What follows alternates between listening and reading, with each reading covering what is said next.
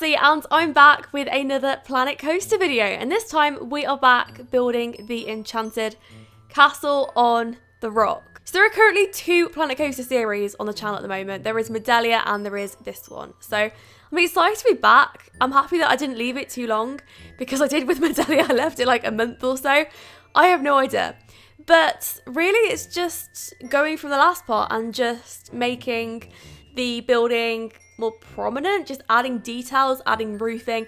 The roofing's really tricky in this game. That is one of the things that is frustrating. I really like adding scenery. That's my favourite thing to do in Planet Coaster. When it comes to roofing, I'm absolutely clueless. How people can make these incredible things, I have no idea. I will never know. Maybe at some point I'll know, but just not now at all. So yeah, anyway, vision for the centre. I think that you'll start to see where I'm going with this towards the end of the video, because I was mainly just working on the roofing in this part and also trying to get the inside of the castle straight. And then what I'll do is I'll put a roof on it and I'll actually build up from the middle. So there'll be a huge spire in the middle part and I think it will look really good. But it's one of those things, it's not going to happen all at once because I am very slow.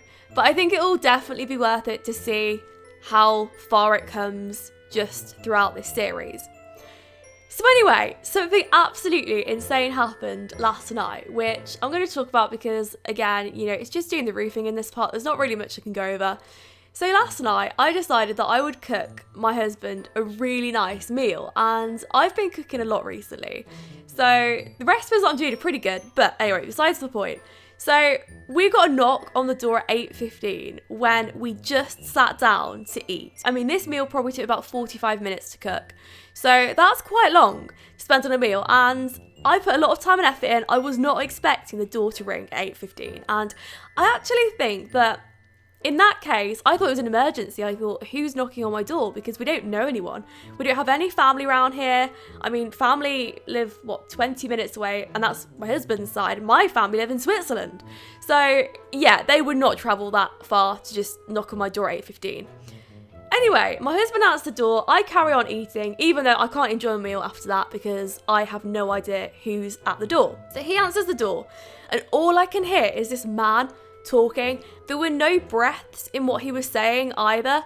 So I know that sometimes, okay, occasionally I get comments saying you never take a breath when you speak. I do, I actually do. Sometimes I edit it out though because it's just not interesting. Like, who wants to hear me breathe? Absolutely no one.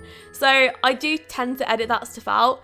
But this man didn't have that breathing space.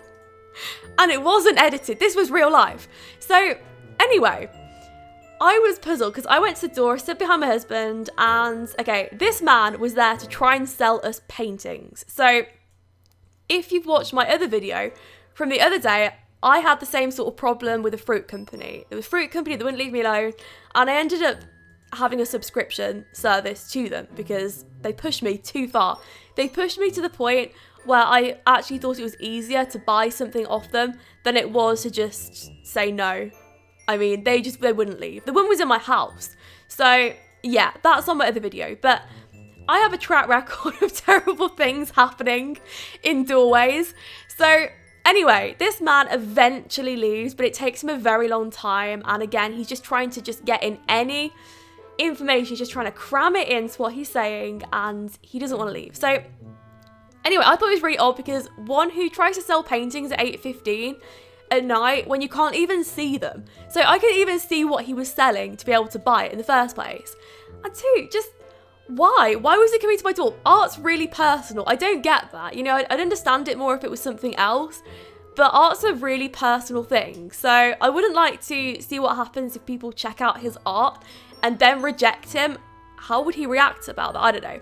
But anyway, so as he was leaving, because I just had to interrupt him in the end, and I just said, look, I'm really sorry we're eating. And he said to me, okay, I'll come back.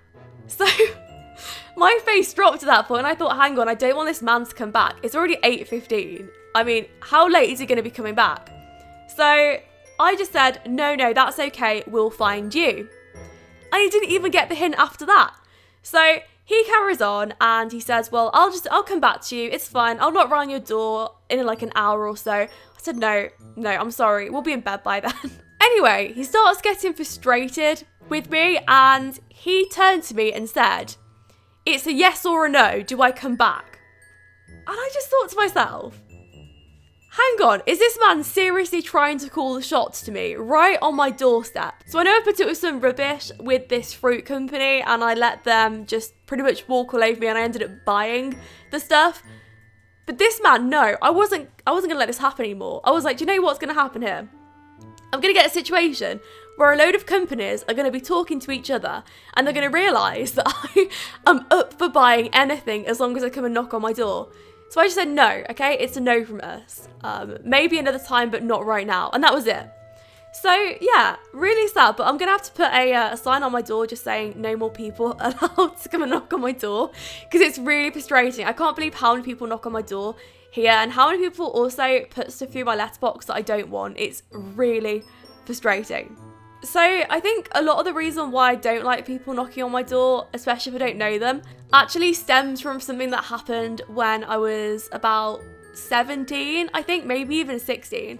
So this was when I lived with my parents, and this is when we lived in England. So before we moved out the country and then moved back, etc, etc. Yeah, I lived with my parents originally. So anyway, this happened. We lived in a really nice area, but what happened was in the area, I don't know whether this was the council that arranged it or maybe it was a local company arranging it. But what they did was they had this company that was like these door-to-door salesmen, and the salesmen that they would use that would come around your house were specifically rehabilitated criminals. So I am all for that. I'm actually really excited, really happy that there are companies that give people second chances because it's really difficult to get like a job and start again after you've had an experience like that. So if you've got a criminal record, it's really difficult to get a job afterwards. So unfortunately, my mum and I both had bad experiences with the people knocking on the doors because you never know who it is. So you answer the door innocently and it could be anybody. It could be absolutely anyone. So the first time was when my mum answered the door. I wasn't there for this. So she answered the door and they obviously have to explain that they're rehabilitated criminals, etc, etc, coming to your door, selling you stuff. And she just explained that she's really sorry, she didn't want anything, but she hopes that they do well in selling whatever they were selling. And the guy starts to get really aggressive with her and he ends up threatening to like scratch my mum's car if she doesn't buy anything. So in the end, she just closed the door and she ended up ringing the company and just saying, look, this isn't okay. If people are going to come round, then you need to make sure that they're not going to be aggressive. So that happened to my mum. And this is what happened to me.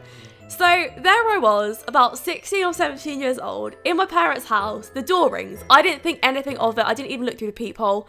This is the last time that I'm never going to look through the peephole. Seriously. He's trying to sell me products and I don't shop for my parents because they bought things. So I knew nothing about kitchen appliances. Well, okay, I did, but the fact that I wouldn't know enough to want to buy my parents stuff because they already had stuff in the house. So he's trying to show me just random stuff that you can have in your house that we may already have. For instance, I think that some of them were maybe cleaning rags. Anyway, they have to state, of course, that they are rehabilitated criminals, etc. And he did. He just said, just so you know, I'm a rehabilitated criminal and this is why I'm here.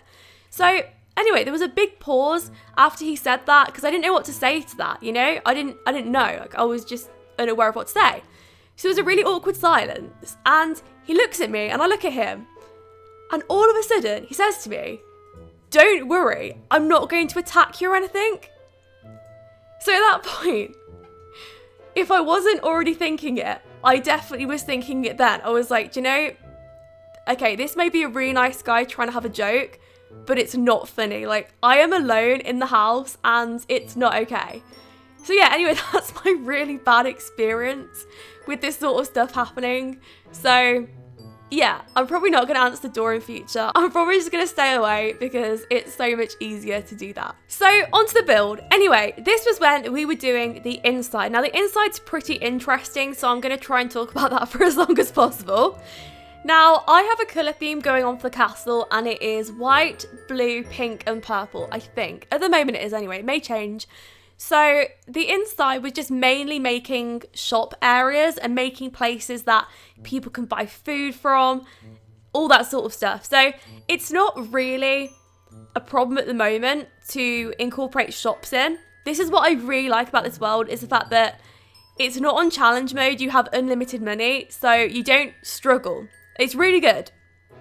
I would honestly recommend that if you are like a complete beginner like myself on Planet Coaster, then you probably want to try a world like this first. Try something that you don't have money limits, you don't have things that are going to restrict you in the game, because challenge mode's tough, and also people demand a lot from you.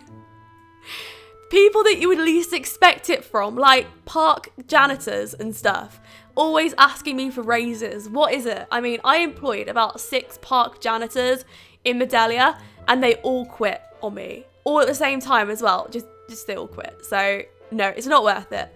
So yeah, just go for a world like this because it's really simple. So apart from that, they're adding some details on the outside, because this was when I was trying to set up that side for the thumbnail because it was starting to look really bad. I didn't know what to do, so I thought, well, what I'll do is I'll make one side look actually quite pretty and add landscaping to it. So there's something there for the thumbnail, and then I'll expand on that throughout the other sides, throughout. So it's going to look good, it is going to look good, and I'm going to spend, I think, about 2.5 hours just making sure the exterior all looks like this side does. Because what you will start to notice as well is I do start adding a little bit of scenery into it, and it looks really good with ivy. Ivy is something that took me a very long time to understand with Planet Coaster, because you have to rotate it, and for some reason the ivy's naturally flat down once you click on it. So that was really confusing for me, because I was thinking, hang on, when has ivy ever looked like that? When has ivy ever been flat on the floor? Surely it makes sense for it to be upright. But no, apparently not. So yeah, anyway, it takes me a very long time to rotate it. So I do tend to use the other ivy that we get, which is just like a little plant, and I just put them at the wall, which looks really good as well. So yeah, I'm getting my own unique style with Planet Coaster. It's really hard to build a castle like this all at once. I had so many ideas, and I just didn't have enough time to do it. I didn't have enough time in the video to show you where my vision for this is going to go. But yeah, I think I explained a little bit in the last part. It's basically going to be surrounded by a village, and we're going to have a roller coaster underneath the park, and then we're also going to have like a witch place, because I'm absolutely obsessed with witches.